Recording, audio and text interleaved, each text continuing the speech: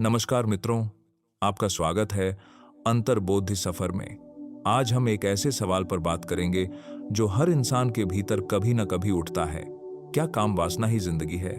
एक दिन एक युवक गौतम बुद्ध के पास आया। उसके चेहरे पर बेचैनी थी, आंखों में अशांति थी। उसने बुद्ध के चरणों में झुककर कहा, गुरुवर, मेरे मन में हमेशा काम वासना उठती रहती है। मैं हर जगह औरत के शरीर के बारे में सोचता रहता हूं। कभी लगता है कि मेरी पत्नी ही क्यों? अगर मुझे कोई और सुंदर स्त्री मिल जाती तो जिंदगी और अच्छी हो जाती। गुरुवर, क्या यही जीवन है? क्या काम वासना ही जिंदगी का सच है? बुद्ध ने शांत स्वर में मुस्कुराते हुए कहा, पुत्र, यह जीवन नहीं, यह तो नजर का पाप है। काम वासना उस आग की तरह है जो पल भर की गर्मी तो देती है, लेकिन धीरे धीरे पूरे जीवन को राख बना देती है। और याद रखो, जो पुरुष स्त्री को केवल शरीर समझता है वह खुद इंसान कहलाने के योग्य नहीं। औरत शरीर नहीं, वह आत्मा है। उसे वस्तु समझना ही शोषण का पहला कदम है। बुद्ध ने आगे कहा, काम वासना की जड़ गंदी नजर है। हर गंदी नजर एक छिपा हुआ शोषण है। आज अगर आदमी औरत को लालसा की दृष्टि से देखता है तो कल वही दृष्टि उसे पाप और अधर्म की ओर ले जाती है। वासना का यह जहर इंसान को गुलाम बना देता है। वह इंसान होकर भी अपनी इच्छाओं का कैदी बन जाता है। सोचो, क्या तुम इंसान हो या इच्छाओं के गुलाम? फिर बुद्ध ने युवक से पूछा, पुत्र, क्या तुम जानते हो प्रेम और वासना में फर्क क्या है?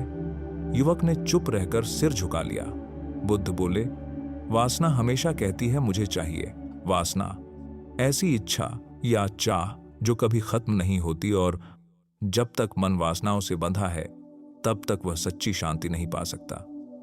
वासना मन को बेचैन रखती है, असंतोष है। प्रेम हमेशा कहता है मैं देना चाहता हूं। प्रेम आत्मा को पहचानता है। प्रेम में शांति है, पूर्णता है। बुद्ध ने अंत में कहा, याद रखो पुत्र, काम वासना जीवन नहीं है। जीवन है करुणा, जागरूकता और आत्मा का सम्मान।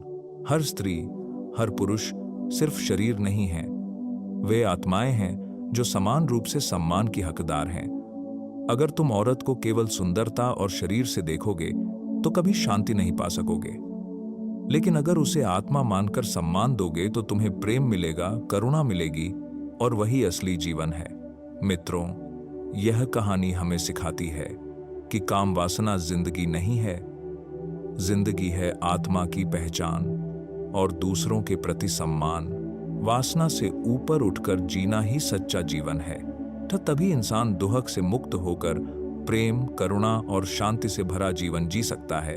अगर यह संदेश आपके दिल को छू गया हो तो अंतर्बोधि सफर को सब्सक्राइब करें, ताकि ऐसी ही जीवन बदलने वाली कहानियां आप तक लगातार पहुंचती रहें। मिलते हैं अगले कहानी में।